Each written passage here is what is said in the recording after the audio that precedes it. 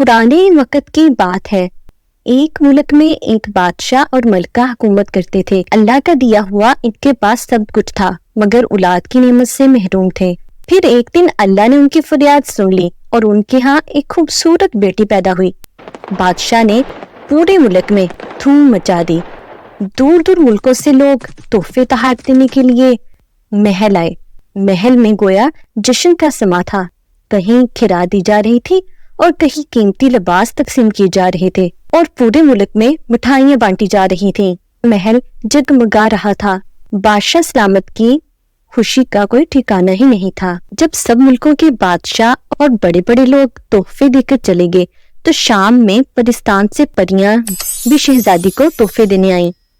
وہ باری باری ایک ایک کر کے آئیں اور مختلف دعاؤں کے تحفے دیتی، جیسے کہ نیلم پری نے کہا، شہزادی ایک رحم دل انسان بنے گی۔ خرم پری نے کہا، شہزادی پھولوں اور پرندوں کی زبان سمجھے گی، اور سونا پری نے خوش اخلاقی کی دعا دی۔ اسی طرح کئی اور پریاں آئیں اور شہزادی کو دعاؤں کے گلدستے دے کر گئیں۔ آخر میں کالی پری بھی آئی۔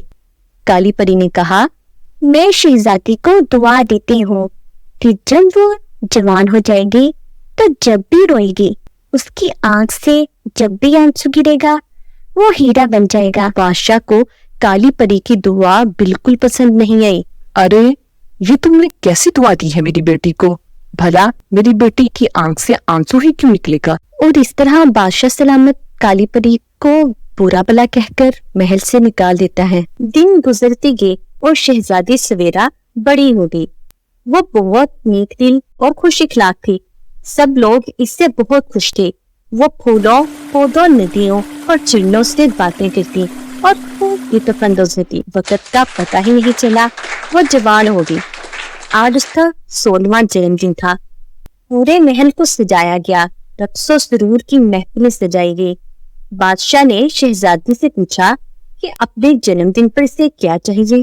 شہزادی نے کہا، مجھے ایک خوبصورت گھوڑا چاہیے تاکہ میں اس پر سوار ہو کر اپنی سلطنت کی سیر کر سکوں۔ پہلے تو کچھ دن بادشاہ نے سوچا، پھر اجازت دے دی، لیکن شرط رکھی کہ وہ بھی اس کے ساتھ جائیں گے۔ پھر اگلے دن صبح شہزادی 2 غلاموں اور بادشاہ کے ساتھ گھومنے کے لیے جنگل کی طرف نکل گئی۔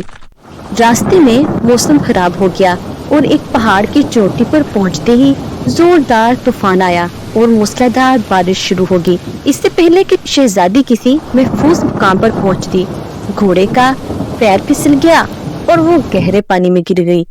غلاموں نے بھی کھائی میں چھلانگ لگا دی، لیکن وہ واپس آ گئے مگر خالی ہاتھ۔ بادشاہ بہت پریشان ہو گیا اور ہر طرف شہزادی کی گمشدگی کے اعلانات کروا دیے گئے، لیکن کئی مہینے گزر گئے اور شہزادی کا کوئی پتہ نہ چلا۔ بادشاہ اور ملکہ نے رو دھو کر صبر کر لیا کہ شاید شہزادی اب اس دنیا میں نہیں رہی۔ پھر ایک دن ایک سپاہی جنگل میں جا رہا تھا کہ اس کی نظر ایک بوڑھی عورت پر پڑی جس نے ایک بڑی گٹھری اپنے کندھے پر اٹھائے رکھی تھی۔ سپاہی نے بوڑھی اماں سے پوچھا، اماں کیا میں آپ کی مدد کر دوں؟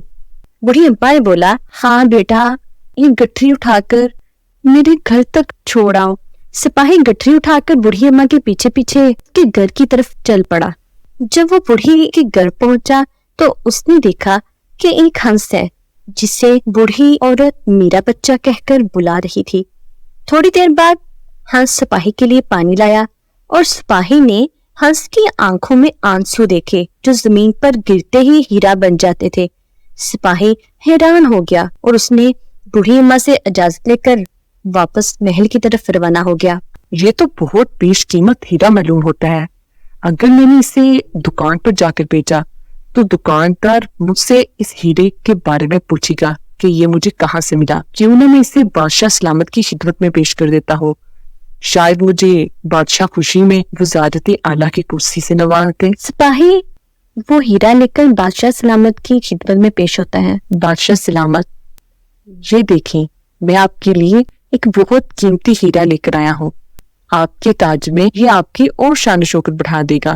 بادشاہ وہ ہیرا دیکھ کر بہت حیران ہوا اور بادشاہ کو کچھ یاد آنے لگا۔ بادشاہ وہ ہیرا اپنے ہاتھ میں پکڑ کر جلدی سے ملکہ کے پاس پہنچا۔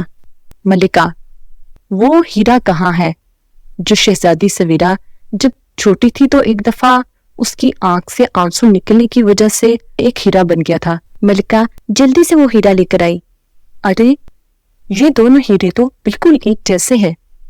इसका मतलब है शहजादी सवेरा जिंदा है। सिपाही जल्दी बताओ तुम्हें ये हीरा कहाँ से मिला?